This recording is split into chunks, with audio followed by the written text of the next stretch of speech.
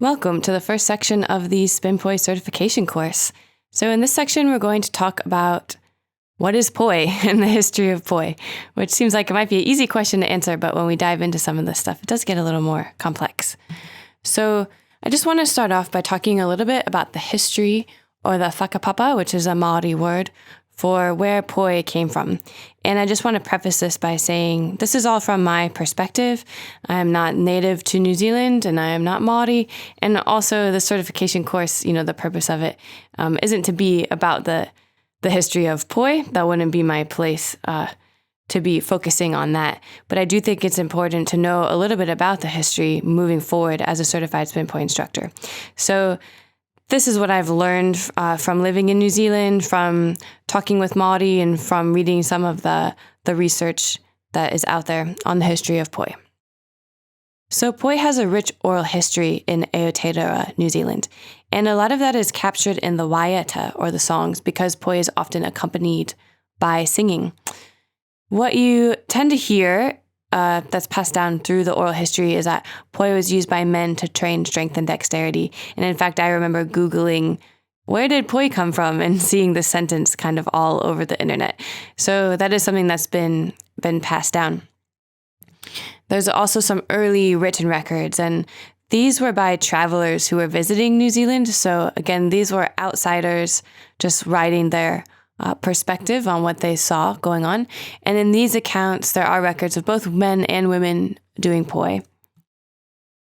In the late 1800s, there's more information out there on what was going on with poi, because poi actually played a prominent role as a spiritual messenger. So during the wars waged against Maori, poi and the accompanying songs were a real voice and messenger for the people and a real symbol of peace. So we have a little more information about the use of the poi at that time, and we really start to see a transformation, especially when tourists started coming to visit New Zealand, just in terms of the type of poi actions, the movements that were being used, and the materials that were being used to make the poi. It all was a great way to attract tourists to put on a show and share a Maori tonga, a Maori treasure, with visitors. In terms of the poi themselves, the earliest poi were made entirely of plant materials. So they were made of raupo, which is a type of bulrush plant here in New Zealand, and New Zealand flax, also known as harakiki, that was used to, they strip the flax and use the fibers to weave the cord and the leaves to wrap the head.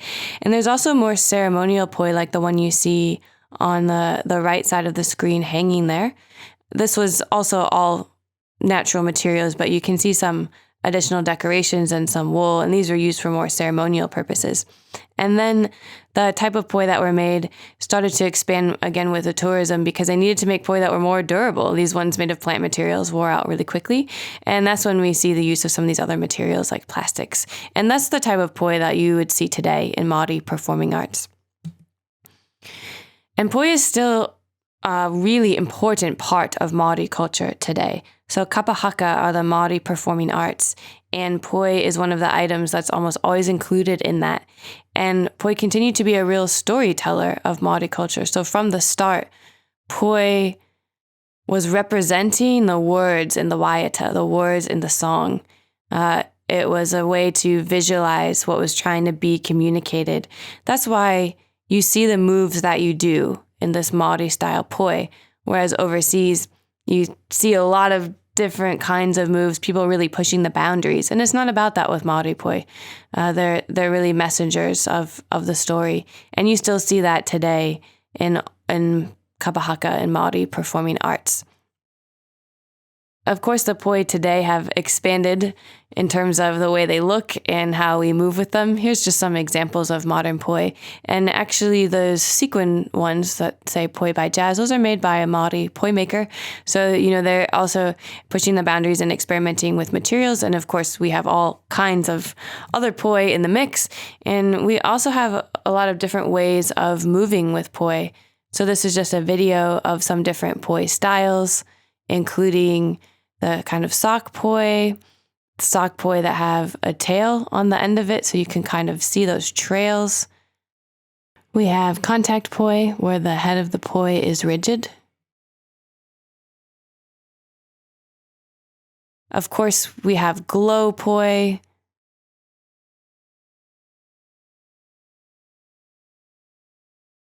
We have poi that you can light on fire.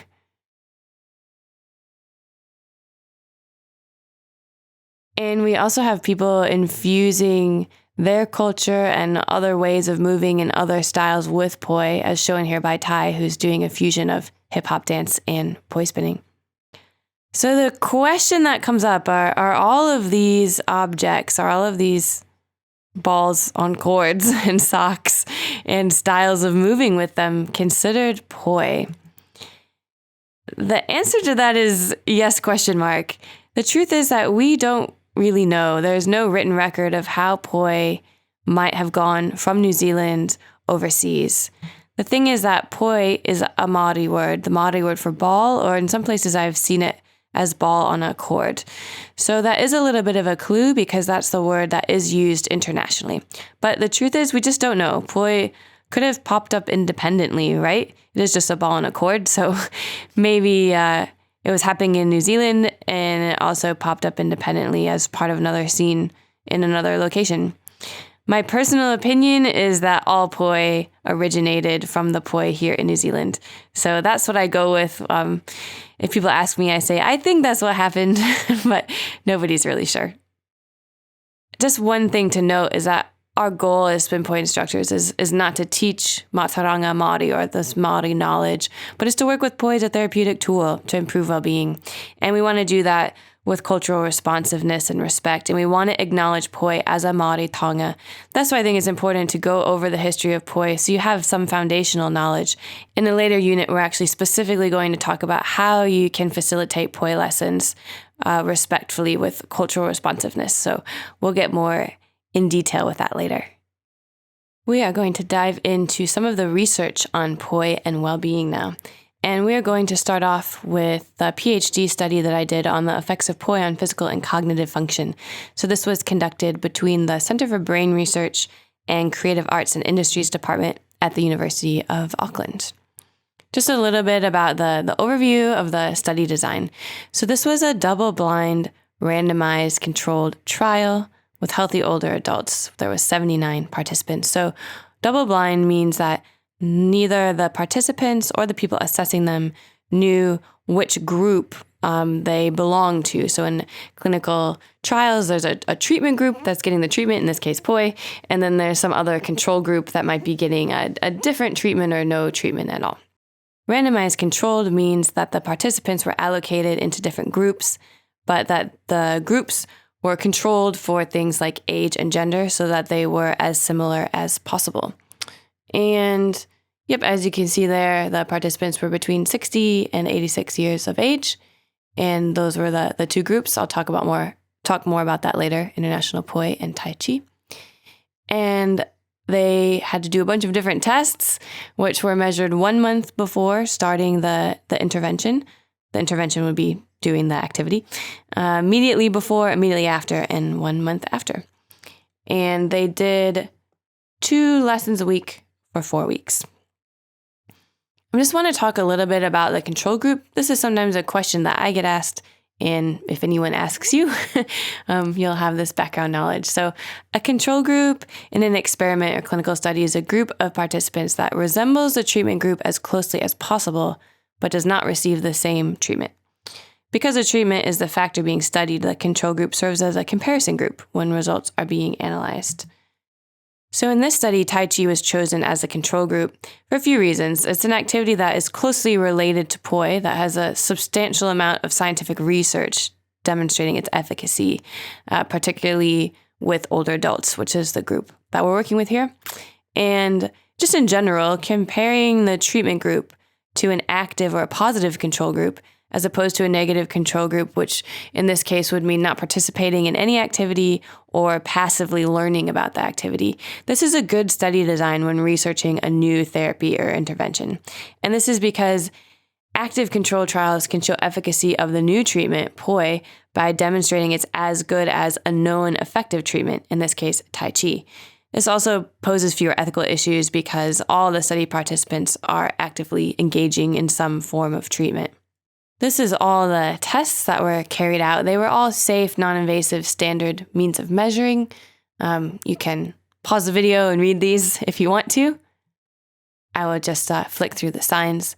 These cognitive tests were administered on a computer. They were part of a standardized battery of tests.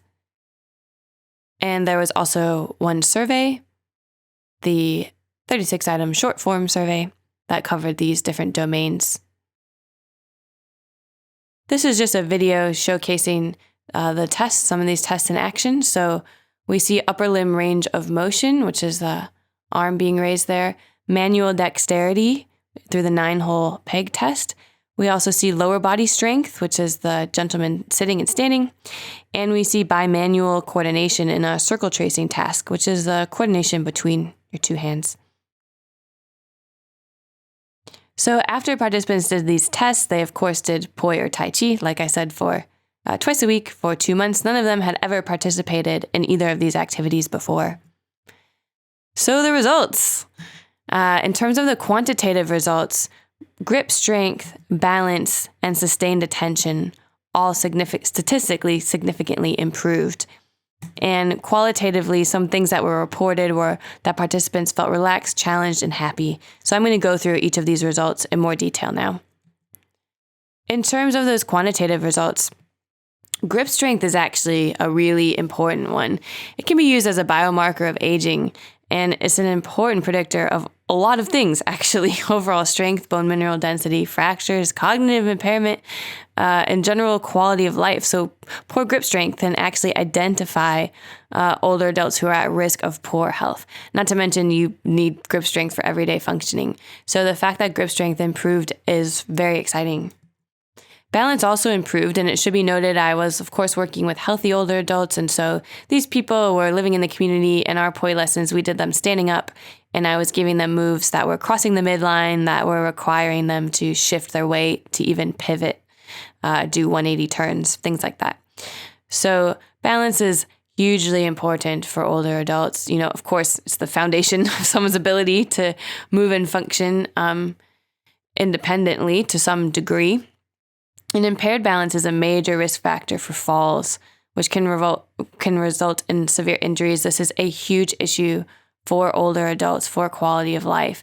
And also, so is fear of falling. This can really lead to physical decline and increased risk of many lifestyle-related diseases. So Poi improving balance, I mean, this is kind of one of the hallmarks of frailty for older adults, so it's very exciting. The last one is sustained attention in particular. So this is the ability to sustain your focus over a prolonged period of time. This has been of interest and importance to psychologists and to everyone because we need it for everything, for driving, for holding a conversation. It's kind of a foundational cognitive function that's tied up in other domains. So to see a cognitive change, even with such a short intervention period, is very, very exciting. We do know the brain is like the body in that if you don't use it, you lose it. And so it's very important to exercise both, especially for older adults.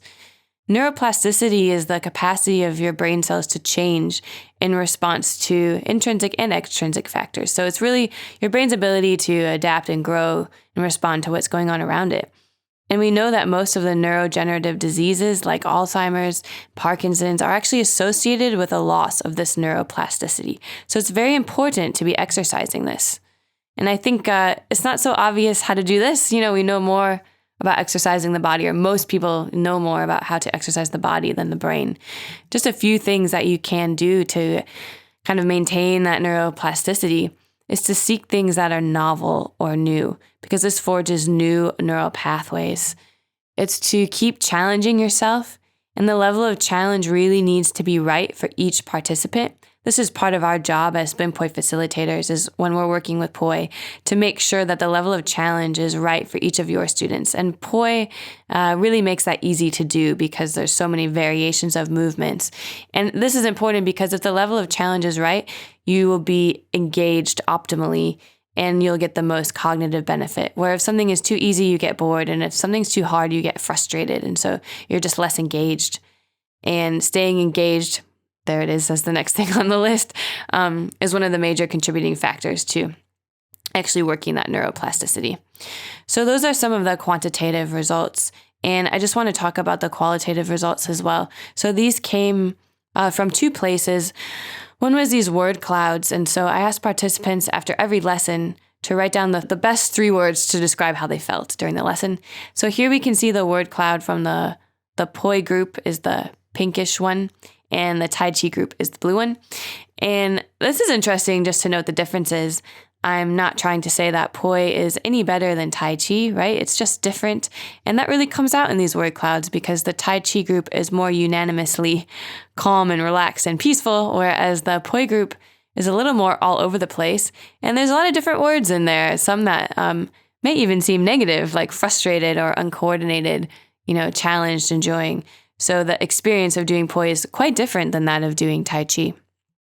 I think there's a few contributing factors to the myriad of results we're seeing in this word cloud. One might be that Poi is a really good portal to inducing flow state. So flow state, or being in the zone, is a state of complete absorption with the activity that you're doing. And some of the things that are involved when you're in a flow state are having, clear goals every step of the way with the activity that you're engaged with. Immediate feedback to your actions. Poi definitely gives you that. Balance between challenge and skills. This is something we talked a little bit about with neuroplasticity. And because you're really absorbed in the activity, you're often free from distractions. It can feel like time is melting away. You don't feel self-conscious anymore. And I think Poi really has a mix of characteristics that holds your focus like that. I think it makes sense that sustained attention improved with Poi and is a really easy gateway to entering a flow state. And also, Poi is a form of play. Play is an activity that can be defined as something done for its own sake, focusing on the experience and not accomplishing something in particular. You might have goals every step of the way for, a movement that you're working on, but it's not actually about achieving the end result. It's about enjoying the process. And play has a really important role in sculpting the brain, in happiness and mental health and well-being. And Maori Poi has actually been considered a form of play from the very early stages. So I think it continues in that thread, and I think being in flow state and being in play probably had an effect on a lot of those results that we saw come out. If you want to learn more about this study, there is a lot about it on the website, spinpoi.com, and there's also this article in a peer-reviewed journal, which you have access to. And there's also a full documentary. It's on the same webpage as the information about the study. So I just want to talk now about some subsequent research that's been done. First off, in senior care. So I worked with residents from 2 aged care facilities in New Zealand, and this was across different levels of care, independently living, rest home, hospital, and dementia. And this was less rigorous than the PhD study, but I was conducting research in the form of some surveys that were administered at the end of each session. Just want to show you what this looked like. This is some of the different participants across the different levels of care, just so you can see the types of movements that they were doing.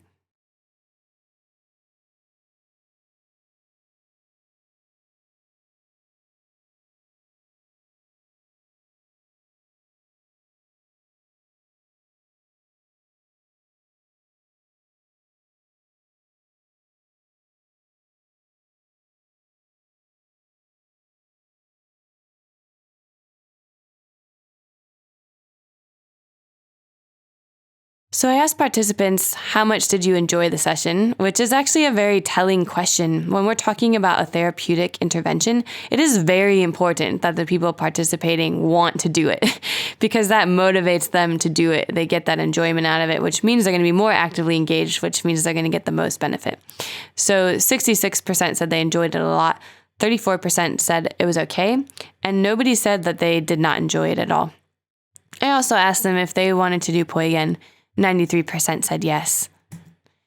This is another survey that was just administered to those living independently, and this survey is available on the website if anyone wants to use it, and I'll talk about that later. So this is just their satisfaction measured across a few different domains, and you can see the pretty high percentages really across the board. Just a few quotes from participants. It has made me feel so much better than I have in a long time. I had cramps in my hands so bad I couldn't do anything, and after loosening it up with the poi, they're as good as gold. It's done me wonders. And this person said, perhaps I had found it easier had I not just finished playing table tennis. So a little bit of fatigue there, something to take note of. This is a look at certified instructors who are now implementing POI in aged care across the globe. So this is Janine in Australia, who is working in an aged care facility. We also have Maria in Switzerland. She is working with older adults who are recovering from surgery. And what we're looking at now is actually the first time they ever did POI. Karanjot was working at a university in the US, but she decided to bring POI to her hometown in India and do a session with seniors in the park in the morning. This is Daria. She's based in the UK and Croatia. She was working in an aged care facility in Croatia with older adults mainly seated. And this is Hillary in New Zealand. She's incorporating POI into her dance classes for the 50 plus, I believe it is. So you can see some amazing examples of certified instructors who have taken this and run with it. I also did some research in 2 hospitals in New Zealand on the adult neuro rehab wards. In the Auckland City Hospital, I did a pilot study just to determine the feasibility of working with POI in a group exercise setting. So POI was practiced for 5 to 10 minutes at the beginning of 2 group classes, sit and fit in the upper limb group. And similar thing as in aged care, I administered some surveys after the lessons. Here's just a look at why the patients were in the hospital in the first place. So again, same questions here. Do you think POI could be helpful for your recovery? Would you like to do POI again? Very similar results to the ones that we saw in aged care.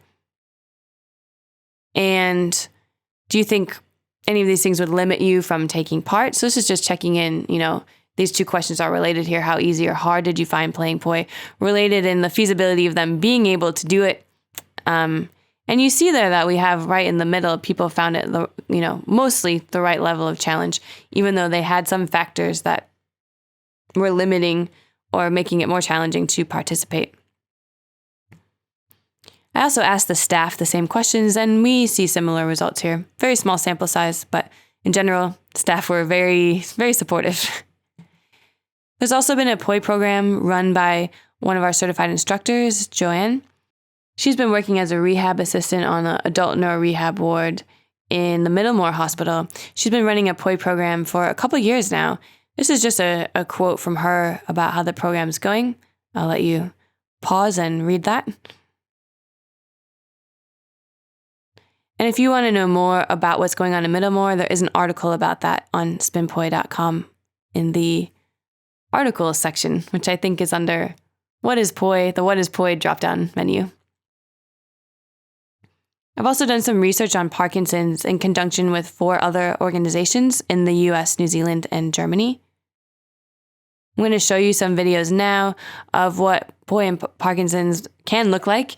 So this is coordinating the POI movement with something like gait, with jumping, with these more gross motor movements. Here's another video just looking at the effects of POI on the essential tremor compared to the resting tremor. So essential tremor occurs during action and resting occurs during inaction.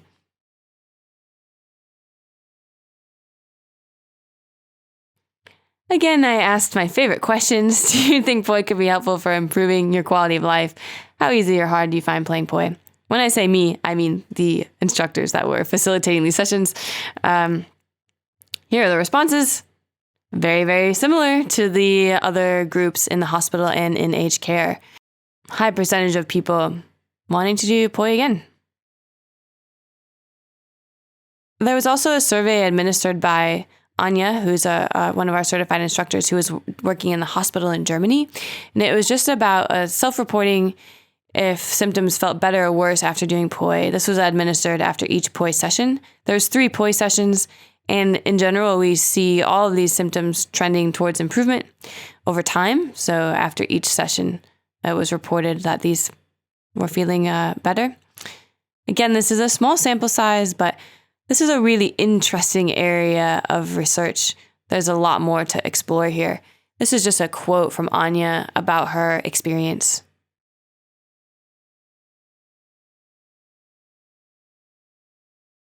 And here's a quote from Hillary. This is the woman that you saw leading those dance classes for the 50 plus. She also works with Parkinson's.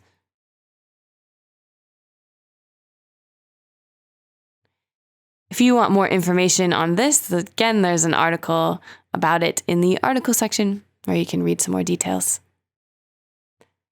In general, it's a really exciting time for POI research and to be working with POI in these spaces. We've gotten a lot of media attention for the work that we're doing, myself and our certified instructors. Even a spot on BBC World News about POI therapy during COVID and just about mental health and well-being. So there's a lot to explore here. And I can say that every population that I've brought POI to has really enjoyed it. I've never tried it anywhere where it didn't seem to work. And a lot of our certified instructors are branching out and specializing in different things. We have someone working with visually impaired, someone working with ADHD. So there's a lot of people that are kind of going into niche areas and having a lot of success. So whatever you're interested in is a really exciting time to be in this space. We are moving now into some of the nuts and bolts around how to facilitate a POI session. So the things we're going to cover in this section are the types of POI you might consider using, how to structure your session, how to work with cultural sensitivity, and also some teaching techniques. So, which POI should you use? Yeah, this is actually kind of a complex question because there really is no one-size-fits-all POI. Different clients, different students are going to have different needs. I've listed here some general rules of thumb. So, in general, the head of the POI should be very soft. You don't want any injuries here. The weight should be appropriate.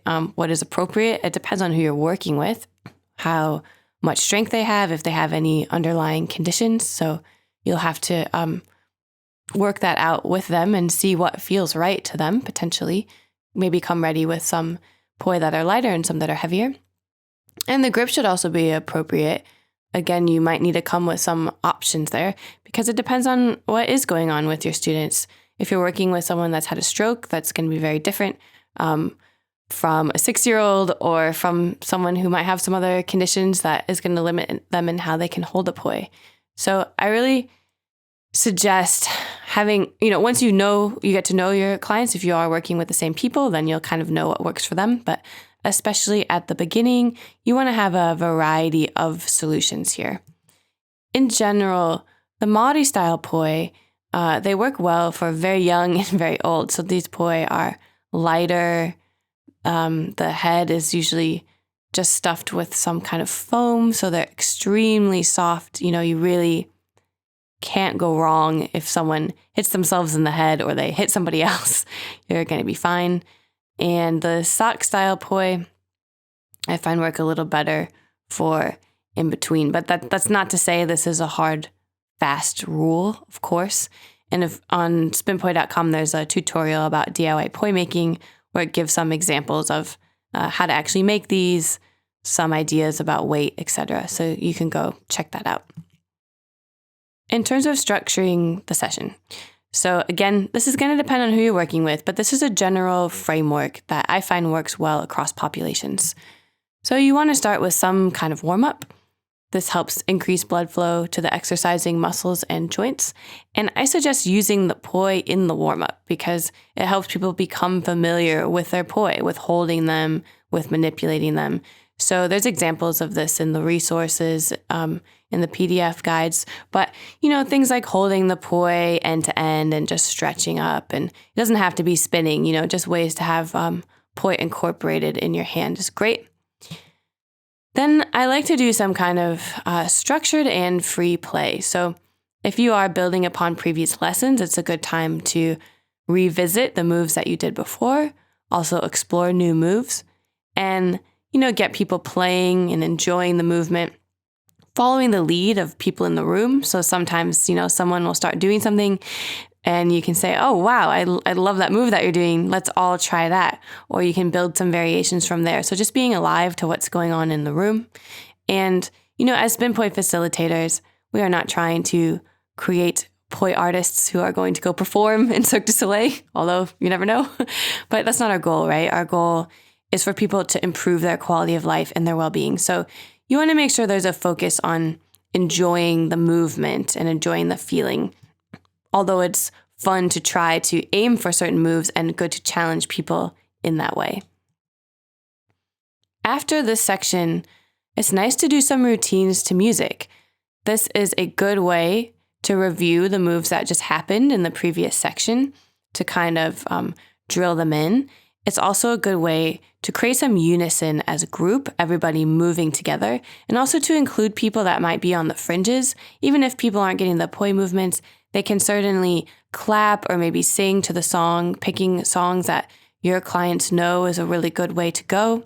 And also keeping the routines really simple, because there's sort of something delightful about doing simple movements that you know you can do and doing them to the music as a group. It's a really good feeling. After that, some kind of cool down is really important, just to kind of ground people, make sure everybody's doing okay, check in with everybody. And I typically don't include the poi at this point because we want to make sure we can relax the arms and the upper body. So, just shaking out arms and things like that. Poi is a very gentle exercise, but it's still important and our responsibility to keep everybody safe, make sure nobody's pushing past a comfortable or pain-free range of motion. So I just like to remind participants as we're going, only move as far as you can go or as comfortably as you can go. I like to keep an eye on anyone with a knowing condition. If you are working somewhere like an aged care facility, you can ask the staff, is there anything that I need to be aware of? Or if you're working in a school or something like that, just keep an eye on that. And, encourage people to take breaks anytime they need to. And also, you want to just be careful about the position of their shoulders. So sometimes if your arm ends up behind you in a poi movement, like let's say you're doing a flower, you want to just make sure to rotate the torso and open up that shoulder so your arm doesn't end up in kind of a pinched and uncomfortable position. So that's just something to look out for with your students. Just remember that your mission as a SpinPoi instructor is to activate brains and bodies and to have fun. If you keep that in mind throughout the duration of your session is probably going to be awesome. Next, we're going to talk about cultural sensitivity and how you can honor poi as a Māori taonga, as a Māori treasure in your work. So it's important just to remember our goal here. And I've mentioned this in a previous section. It's worth mentioning again. Our goal is not to teach Mātauranga Māori knowledge. It's to work with poi as a therapeutic tool. This is the sphere that we're operating in, right? Our goal is to improve well-being, but that doesn't mean that we can't be culturally responsive in our work. So if you go to spinpoi.com/our mission, you'll see this statement listed there. This is a good statement to familiarize yourself with. It's something you can also send your clients to if they have any questions about what we're doing. It's kind of a longer version of what I just said, so you can pause and read this, and it's on the website for you anytime. Other things that you can do. Learning a karakia is actually quite important. Karakia is a Māori incantation or prayer that kind of asks permission from the Māori gods to do the work that we're going to be doing. And this is a very integral part of Māori culture. You might say a karakia before you eat or to open or close a meeting. So I have a karakia recorded. One of our certified instructors beautifully gifted us her voice to say this karakia. And so there's a recording of her, an audio recording that you can download. There's also a video on YouTube if you want to stream it. So you can actually just hit play on this before your session. So you can also use those recordings to learn how to say it yourself. It's up to you, but it's really, if you're going to include one thing, I suggest including this karakia at the beginning of your sessions. And just a note on the very last line, it's nice to say the last part together because that's everybody in the group confirming, yes, we agree to this and we're doing this together. So that last line, homie, huie, tai kie, that part, the tai kie, is something you can encourage everybody to say together. There's also a What is Poi section on the website, and it explains the origins of poi as a taonga. It has a video on the history of poi that you can familiarize yourself with. And you can also learn some of the Māori kupu or the words. So these are 3 really good words to know. Poro is the ball, the head. Tara is the cord. And huka huka is the tassel. If you're working with Māori poi, there'll be a tassel. So you can learn some of these words and then incorporate them in your teaching. You can also explain, that poi is an object to be respected. And so if you set that precedent at the beginning of your lesson, that this is a taonga, this is a sacred object, we're not going to be hitting each other with it. We're not going to be throwing it across the room. We're going to respect it like something precious. Then you'll be setting the stage and acknowledging poi's place as a treasure in Māori culture. So some of this is on that website there, spinpoi.com/whatisPoi. It's there for you to reference. Lastly, if anyone has a problem with what you're doing, you can always send them to me. If someone is like, this is cultural appropriation, I don't appreciate what you're doing, you will be equipped with some knowledge to have a discourse with them, but you are welcome to send them to me, send them to the SpinPoi website. That's part of what you get as being a SpinPoi instructor, is that you're working under this umbrella. And I am working with some amazing Māori collaborators, some amazing guides. I have a lot of resources and people backing SpinPoi. And so you've got all of us in your corner. Lastly, we're going to talk about some teaching techniques for active accessible learning. So we're going to talk about using a multisensory approach, visualization, dual tasking, synchronization, and I'll just end with some general tips. So using a multisensory or multimodal approach in your teaching makes it easier for students to learn in the way that's best for them, and it can help keep students more engaged, and is particularly useful for diverse learners. So what do I mean here? I'm talking about the senses. So let's go through these. Visual. A lot of people are visual learners, and sometimes you can't take in all that information if you're doing at the same time as seeing. So one thing you can do is you can ask people to actually stop spinning their poi and watch you or watch other students do a movement. You can also use visualization to visualize a movement, and we're going to talk about that more in depth in the next section. We also have auditory learners. You want to be descriptive in the way that you're talking about the movements. So be cognizant of your language. If you're describing the figure eight, say when the poi is at the top of the orbit, when it's crossing over to your other side, be specific. And also use sound effects. Sound effects can be great to latch onto. So let's say you're describing a move, and you can say, when it gets to the bottom, it's going to whoosh. And then, that whoosh, you can just use that part later on in the session, and that's going to trigger all of that learning. Kinesthetic and tactile, learn by doing. So this is happening all the time when we're actually engaging in the activity. You can also take a hold of the head of the poi and move that for the person. So they still hold onto the handle, you move the head, and they can get a feeling for what is it like when this poi actually moves through space. When you hold the head of the poi, you want to pull on it a little bit so they can actually feel that pull, right? So that the rest of the poi isn't limp, so that they can actually feel the poi doing that movement. Dual tasking is also really great to include, and there's a lot of benefits to dual tasking. So dual tasking is the concurrent performance of two tasks. These could be motor tasks or cognitive tasks. So this demands a higher degree of attention and executive functioning than just doing one thing at a time. And it actually seems to have a particularly positive effect on reducing the progression of age-related cognitive decline, as well as improving some symptoms for those with Parkinson's. So examples of dual tasking with poi. You could try different combinations, such as marching your feet while twirling your poi. Maybe you're counting or doing some other cognitive task while catching the poi. Maybe you're swinging one poi while spinning the other. So you get the idea here that there's kind of endless possibilities with dual tasking and poi. So why not take advantage of that in what we're doing and reap some of those benefits? Visualization is also extremely helpful in the learning process. So this is creating a mental image of what you want to happen or feel in reality.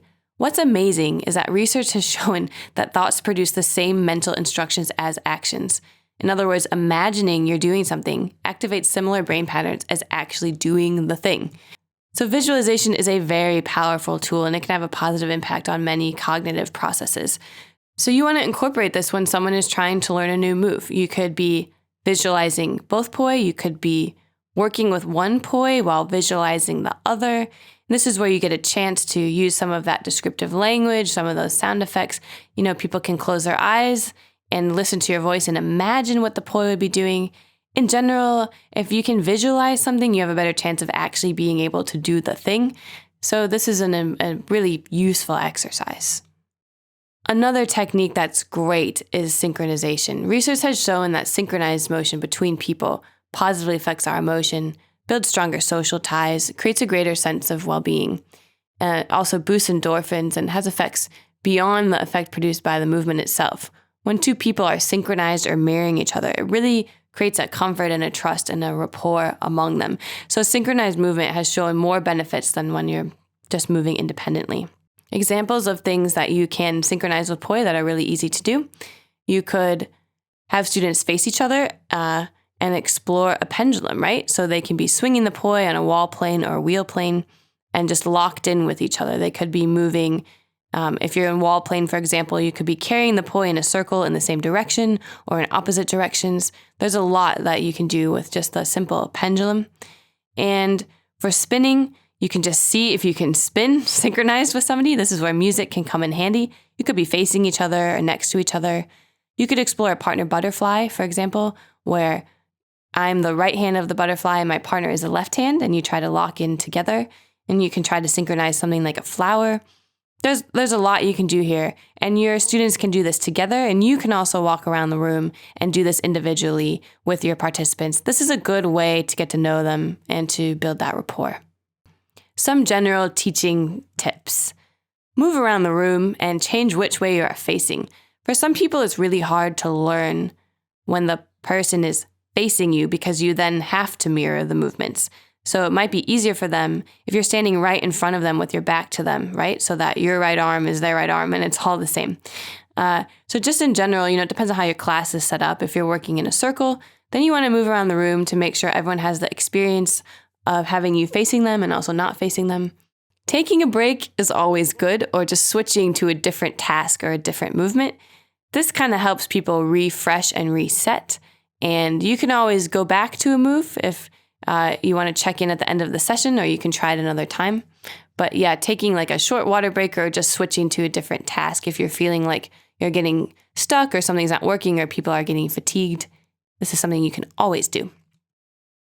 Just remember too, if you're working with older adults, that aging causes changes in motor performance, so the pace of learning is going to be slower. Don't be discouraged by that, and don't think that people aren't learning just because they're not getting a movement or they're taking a longer time. They are getting the cognitive benefit of going through the process of learning that move. Those same areas of the brain are lighting up when you're learning, regardless of if you achieve the end goal or not. And lastly, just always keep in mind your mission. I know I'm really hammering this home, but is to have fun. So we want to just focus on enjoying the movement and, be careful not to overload people with all this terminology that you're getting, through the resources in this course. Yes, we know about plane and timing and direction and all these things, but you don't necessarily need to mention that to them at first.